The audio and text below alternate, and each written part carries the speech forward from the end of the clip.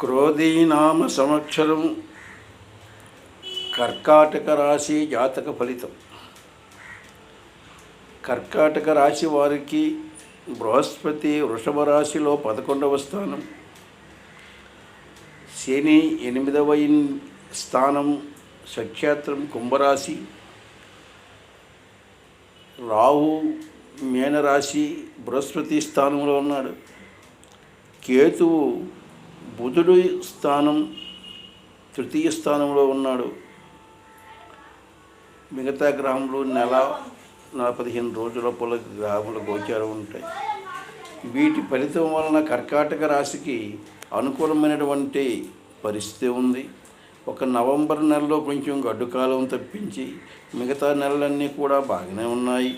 కర్కాటక రాశిలో ఉన్నటువంటి జాతకులందరికీ కూడాను చదువుకున్న పిల్లలకి విద్య బాగానే ఉంటుంది, విద్యకి ఆటంకం జరగదు. మరి వివాహం కాని వారికి సంబంధాలు గట్రా వివాహం గట్రా అవుతుంది. మరి చదువు వ్యవహారంలో చాలా అనుకూలంగా ఉంటుంది. మరి కర్కాటక రాశి వారి పిల్లలు వాళ్ళ వ్యవహారము, వాళ్ళ ఆదాయము, వాళ్ళ తాలూకా గౌరవము అన్నీ బాగానే ఉంటాయి. వాళ్ళకి వ్యాపార వ్యవహార రీత్యా కూడా అనుకూలంగా ఉంటుంది. వాళ్ళకి పెద్ద నష్టమేమీ లేదు. కర్కాటక రాశికి గురుబలము బాగానే ఉంది.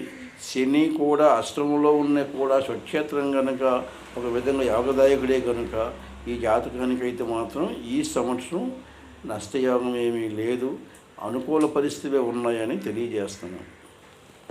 మరొక విషయం ముఖ్యంగా మీరు అందరూ గమనించాలి.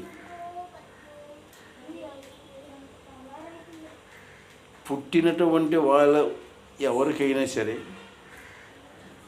పుట్టిన తేదీ, సమయము ఈ రెండు ఉన్నవారు చాలామంది ఉన్నారు, తెలిసినటువంటి వారు. కొంతమందికి అయితే పూర్తిగా తెలియదు. వాళ్ళ పేరును బట్టి, మొదటి అక్షరం బట్టి రాసులు తెలుసుకొని జాతకం తెలుసుకుంటున్నారు.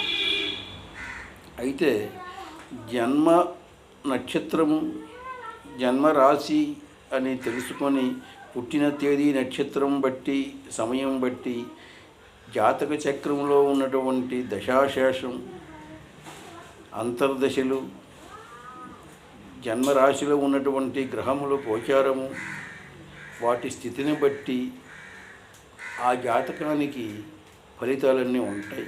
అవి ముఖ్యంగా తెలుసుకోవాల్సిన అవసరం ఉంది. మీకు ఒకవేళ పుట్టిన తేదీ, సమయం కానీ ఉంటే మా ఫోన్ నెంబరు 9490442336 మాకు ఫోన్ చేయండి. మీకు జాతకం వాట్సాప్ ద్వారా పంపిస్తాం, వివరాలు కూడా తెలియజేస్తాం. మీరందరూ సబ్స్క్రైబ్ చేయవలసిందిగా మా వీడియోకి కోరుతున్నాం. అందరూ దయచేసి సబ్స్క్రైబ్ చేయండి.